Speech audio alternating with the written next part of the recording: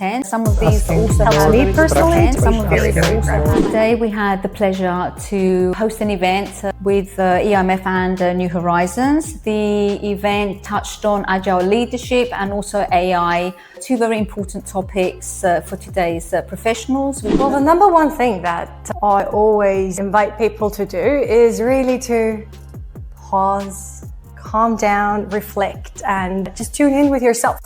And then maybe try to say, what is it that's actually overwhelming you? The golden rule for not losing my voice or judgment while using AI is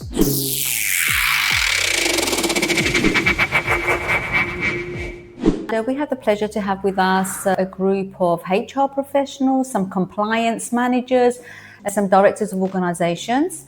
And I believe that they were able to take away things that they were to use in their everyday jobs as leaders, for themselves and also for their team. The topic of agile leadership, as with most topics that we offer, can be offered to organizations as in-house program. And this basically means that we're able to customize the course to a specific need, to a specific group of people. So depending on their exact need, the program can be offered for them. For our organizations here in Cyprus, this often is quite a cost-effective opportunity for them to train groups, and through which they can also apply for subsidies. So it's a nice way of enhancing training while staying within budgets. EIMF offer many opportunities for today's professionals.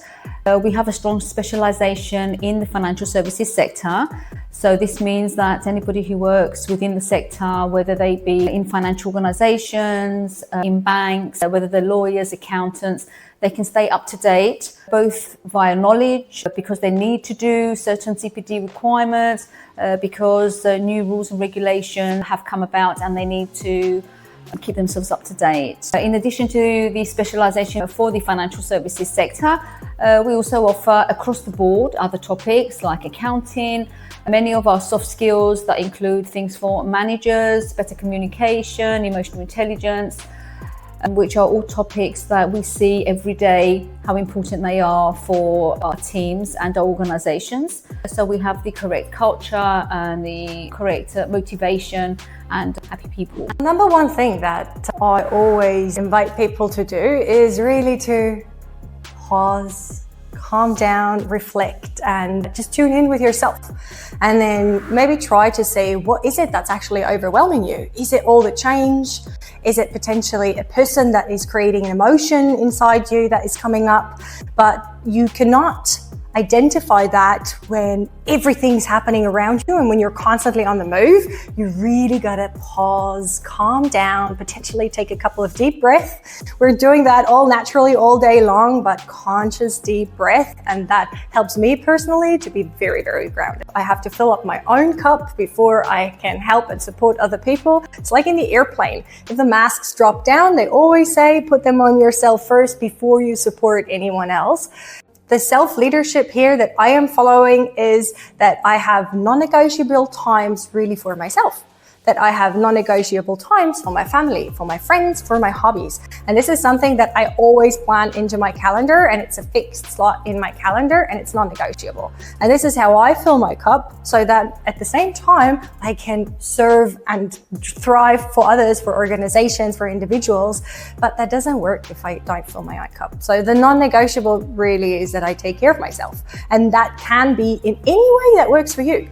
But for me, it's important to not wait until pressure is like super high, and I definitely need it, but to have it really integrated into my daily life. I really believe and at the same time hope that people are walking out of this event with like some new perspectives, of course, with a new network, people that I had great conversations with, but to be going inwards again and reflect, especially their own behavior in the big theme of their organization and of their teams. And if they have a chance to go inwards and reflect and change their perspective, they are then going out with a different approach. And that's always changing something. So I'm very happy that EIMF and New Horizons put that together with people from different departments, because at the end of the day, like, we are all connected holistically, and there is no HR that runs without a compliance, that runs without learning and development. And an event like this that brings in people from different departments and areas really shows that there are different perspectives, and then you can implement all these perspectives into your own life and into your new leadership. For someone who is totally new to AI,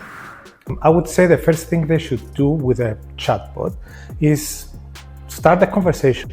Start making conversations, spend time with it to understand how it answers your questions, and then start asking more structured questions. For example, to create an email, to summarize an article, to create a report, and so on. If you want a free tool, which is also excellent, you can use Gemini, Google Gemini at AI Studio. Claude is excellent as well. But there are also other tools like Notebook LM, Google's Notebook LM, and Napkin AI, which you can use to create visuals. So there are a lot of tools that you can use to save time.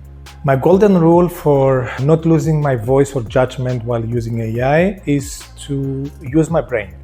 You have to use your brain every time, read the answers, critically read the answers, question the answers, make a conversation to see where the answers are coming from, check the sources, and always edit the outputs if you're going to use them somewhere else. In my session, I tried to give practical tools and tips that people can use today, the moment they leave the room, in their job, or even in their personal life. So everyone can gain a lot of things from using generative AI in general. There are a lot of new tools that come out every day. So we need a way to evaluate these tools. There are a lot of research that comes out every day. So we need a way to understand this research and what the implications for work. So all of these events and follow-up trainings that take place have the goal of preparing us for the jobs of tomorrow.